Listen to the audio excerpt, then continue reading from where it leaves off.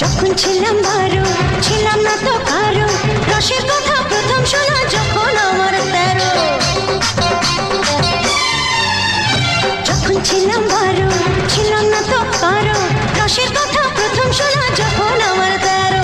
ভোমরা কেন মধুলটি, ভোমরা কেন মধুলটি, ভোমরা কেন মধুলটি, এখন জেনে গেছি হয় আমি 16 পেরিয়ে গেছি বাবু গো।